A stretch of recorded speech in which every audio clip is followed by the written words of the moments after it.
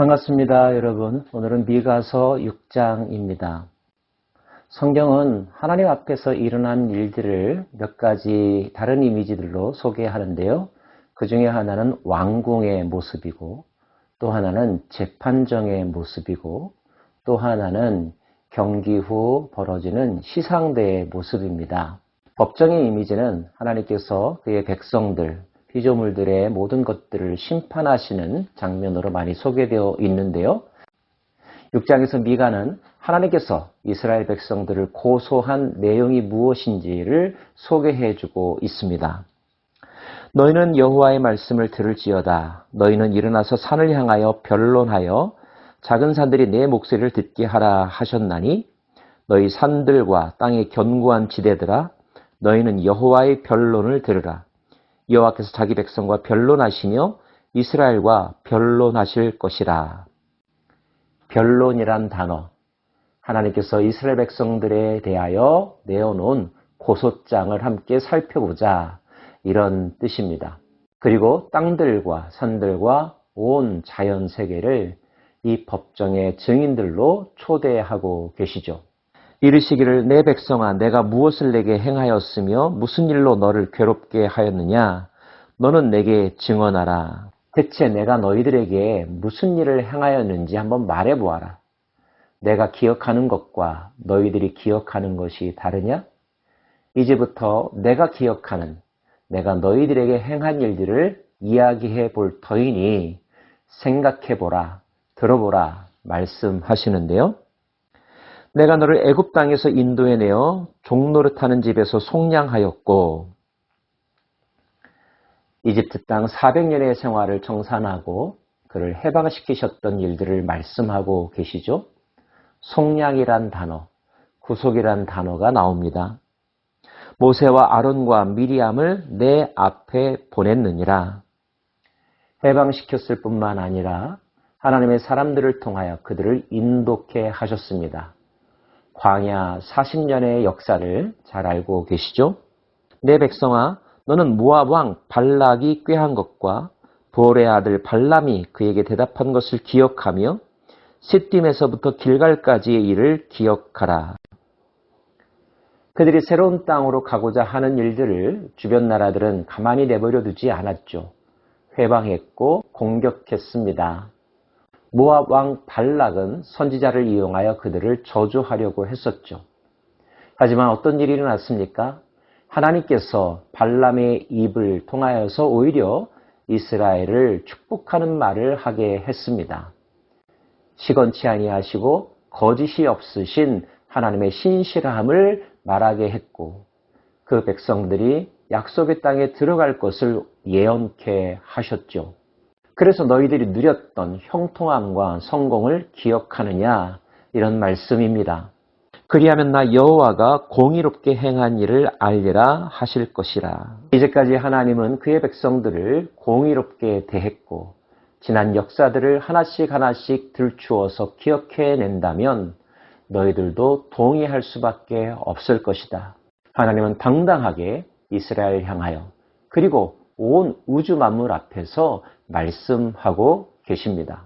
모든 말이 다 중요하지만 재판정 앞에서 읽혀지는 소장이나 판결문의 내용은 법적 효력을 갖는다는 점에서 훨씬 더 무게감이 있죠. 법정은 오직 진실만을 고백해야 되는 자리입니다. 거짓 증언을 하면 위증의 벌을 받죠. 변론이라는 단어, 법정이라는 이미지를 사용하신 것은 하나님의 말씀이 진리라는 사실을 인간들의 눈높이에 맞추어서 강조하신 것으로 봅니다. 그러면서 미가는 하나님께서 원하시는 것이 무엇인지를 그 백성들에게 가르쳐 줍니다. 사람아, 주께서 선한 것이 무엇임을 내게 보이셨나니 여호와께서 내게 구하시는 것은 오직 정의를 행하며 인자를 사랑하며 겸손하게 내 하나님과 함께 행하는 것이 아니냐. 여호와께서 성읍을 향하여 외쳐 부르시나니 지혜는 주의 이름을 경외함이니라. 하나님께서 원하시는 것 세 가지, 정의, 인자, 겸손을 말씀하십니다. 정의와 공의를 행하는 것이 하나님께서 기뻐하는 것이다. 인자, 긍휼과 사랑을 베푸는 것을 하나님께서 원하신다. 그리고 겸손히 하나님 앞에서 피조물의 자세를 가지고 그분을 섬기는 것, 그 하나님을 두렵고 떨림으로 경외하며 그분과 동행하는 것을 그분께서 원하신다. 하나님께서 원하시는 것은 번제가 아니며 일련된 수송아지가 아니며 순양이 아니며 기름이 아니라고 말씀하십니다. 호세아를 통하여서는 제사가 아니라 인애를 원한다고 말씀하신 적이 있으시죠? 이사야를 통해서도 유사한 말씀을 하셨습니다. 이사야서나 호세아서나 미가서에 또 아모스서에 공통적으로 반복적으로 나오는 단어가 있다는 사실을 발견하게 됩니다. 공의라는 단어이고요. 긍휼, 인애라는 단어이고요. 특별히 미가서에는 겸손이라는 단어가 등장하고 있습니다. 우리 자신의 삶과 이 시대의 모습을 이 기준에 맞추어서 점검해 보았으면 좋겠습니다. 정말 이 땅 가운데 하나님의 공의와 정의가 흘러 넘쳐가고 있는가요? 우리들의 마음 가운데 이웃을 향한, 다른 사람들을 향한, 소외된 자를 향한 긍휼과 인애의 마음이 풍성한가요? 우리에게 주신 것들로 말미암아 형통함과 성공을 누릴 때, 그러면 그럴수록 더욱더 겸손하게 하나님을 높여드리며 하나님께 영광을 올려드리며 우리에게 주신 모든 은총과 풍성한 은혜들을 하나님을 위하여 올바르게 사용하고 있나요? 나보다 남을 낮게 여기는 겸손한 자세가 우리의 말과 행동 속에 살아있나요? 그렇게 살아가는 것이 그 어떤 풍성한 형식적 제의보다, 재물보다 하나님을 기쁘시게 하는 것이라고 미가서를 통하여 말씀하고 계시고 예언서들을 통하여 말씀하고 계시답니다.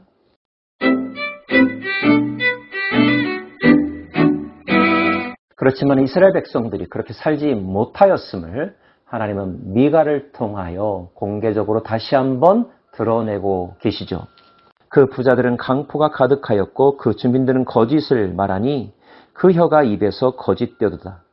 그러므로 나도 너를 쳐서 병들게 하였으며 내 죄로 말미암아 너를 황폐하게 하였나니 내가 먹어도 배부르지 못하고 항상 속이 빌 것이며 내가 감추어도 보존되지 못하겠고 보존된 것은 내가 칼에 붙일 것이며 내가 씨를 뿌려도 추수하지 못할 것이며 감람 열매를 밟아도 기름을 내 몸에 바르지 못할 것이며 포도를 밟아도 술을 마시지 못하리라.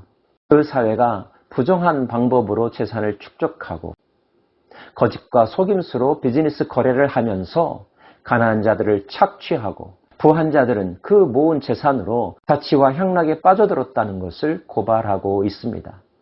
결국 그러한 사회는 썩어 병들어가게 되고 붕괴될 것도 말씀하십니다. 그들의 수고도 힘들게 애써서 모아도 언젠가 바라보면 온데간데 없이 사라지게 된다는 것. 솔로몬의 말대로 헛되고 헛되고 헛되니 모든 것이 헛되다고 남는 것이 없게 될 것이라고 깨닫게 되는 순간이 올 거라는 것. 너희가 오므리의 율례와 아합의 집의 모든 예법을 지키고 그들의 전통을 따르니 내가 너희를 황폐하게 하며 그의 주민을 사람의 조속거리로 만들리라. 너희가 내 백성의 수욕을 담당하리라. 북이스라엘의 6번째 왕조가 오므리 왕조입니다. 오므리, 아합, 아하시야, 여호람 등의 왕들이 통치했었는데요. 가장 널리 알려진 왕은 아합 왕이죠. 아합과 이세벨이 엘리야, 엘리사 시대에 얼마나 큰 악을 행했었는지, 그리고 그들의 영향력이 남유다의 왕권을 위기로 몰아넣었던 역사가 있었음을 우리는 잘 알 수 있습니다.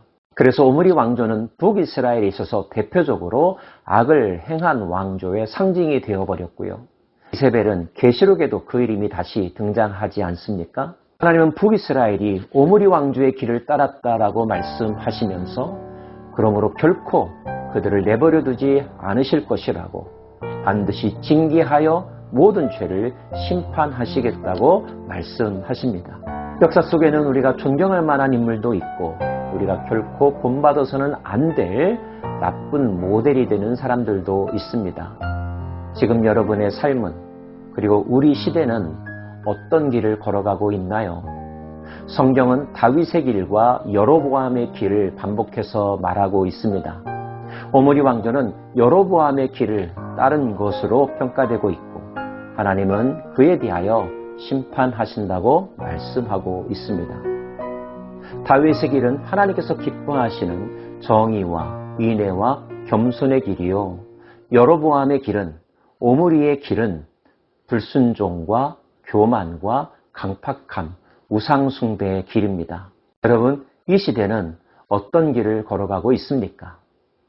기도하겠습니다.